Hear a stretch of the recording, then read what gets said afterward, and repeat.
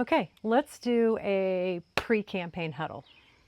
Pre-campaign huddle. Yeah, we are going to use some strategy today and we're going to go out canvassing.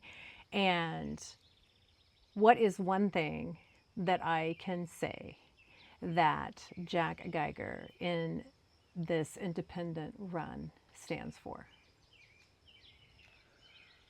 So I do have people ask me what I stand for, what my platform is.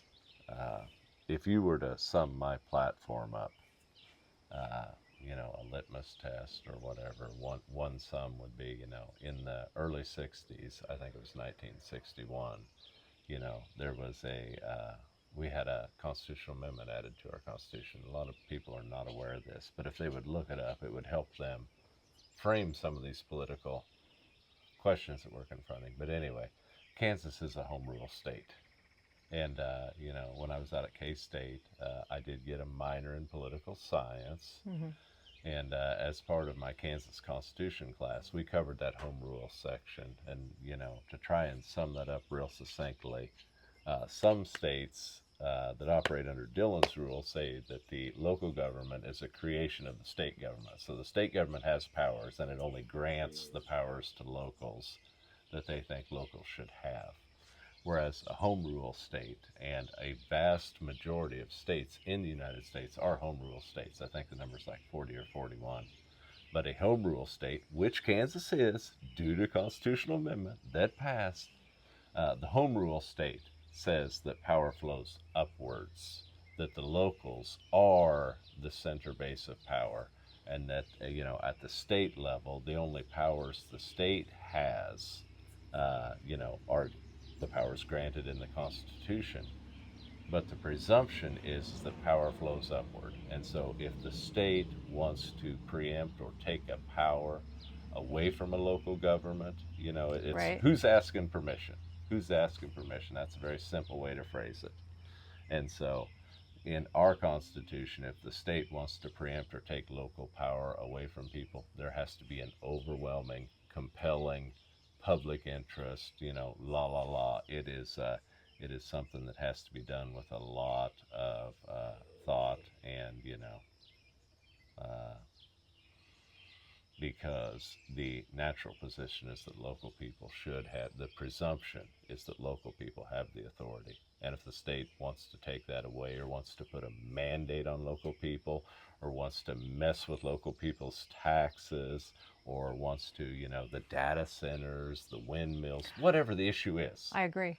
whatever Cell the phones in schools are cell one that phones, I can think of immediately, cell phones in where power schools, is coming from where the state is saying the there's some, state yeah, down into our local and communities. the cell phone, the cell phone ban that they were working with in the legislature this last session. And so I am not a fan of cell phones. In I school, no, nobody really is. So But I'm also not the a reality fan. is with our children that, that was a punishment that we used with our children. Right. You lose your cell phone. If you're unable to do your chores, or be responsible, you would lose your cell phone. Right. And so I am not a fan of electronics in school. I do realize that there are instances where there's a lot of gray there, but here's the But important more thing. importantly, yes. Local people should decide on what is right for them. I agree. And there are several concerns there. But if you look at it through the prism, or through the framing of, is this a local home rule question? Are we taking authority away from local people? And if we are, what is the overriding, compelling reason that we're doing it, that pushes the state to take this authority away from those people? If we framed our decisions with that, I think that we would have a better answer. See, one of the unintended consequences of home rule, of being a home rule state, is that the people who are being governed, they have a seat at the table. Agree. And if power, rather than concentrating, if power flows upward from people that are, pushed and have a seat at the table, have a Right. interest.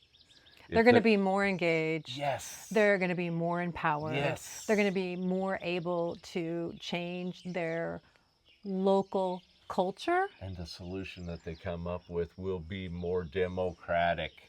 Yes. It will be more democratic, and Yes. it will probably be more relevant to whatever the question itself is. Yeah, I think So, I think that's I would say that's my, in many ways, that is my core platform point, that I do favor, home rule. we might have to work on And I getting it down to like resist. 10 words